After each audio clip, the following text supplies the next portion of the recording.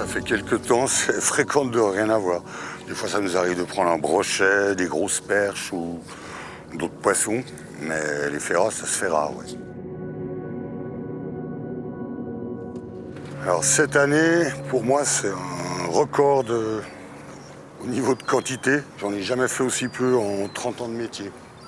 Maintenant, on tape un peu dans les réserves pour pouvoir payer les factures. Parce qu'avec ça, on s'en sort pas. Alors, pêche du jour, là, il doit y avoir 6-7 kilos de perche, au lieu des 50 à 60 qu'on devrait avoir habituellement à cette période.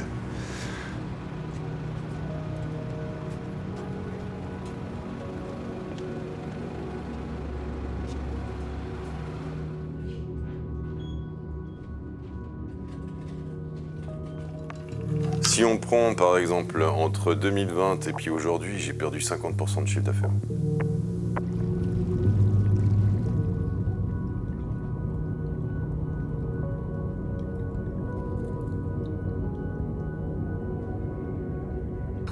Et là ici, il n'y a que dalle qui mord. C'est plus chaud qu'avant. Donc forcément, on va se transformer en un étang géant posé au milieu des montagnes. Ça me rend triste. Ça m'angoisse de voir comme cet environnement que je connais depuis mon enfance, il change.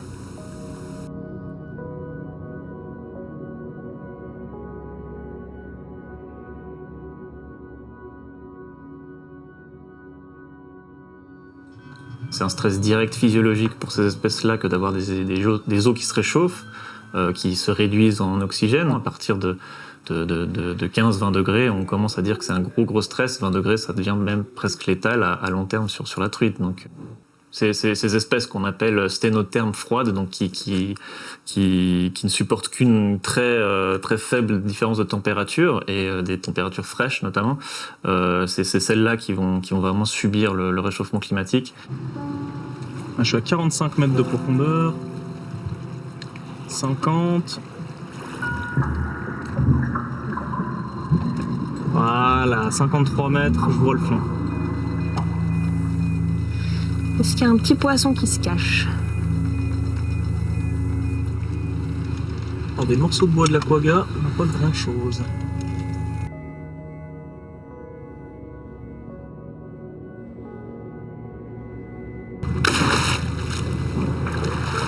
Avec le réchauffement climatique, c'est clair que l'eau du lac se réchauffe, y compris en profondeur.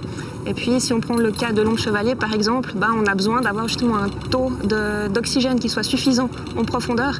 Donc, en gros, les ombres se reproduisent entre 80 et 120 mètres de profond, ce qui est beaucoup. Donc, il faut qu'on ait suffisamment d'oxygène à ces profondeurs-là pour permettre le développement des œufs.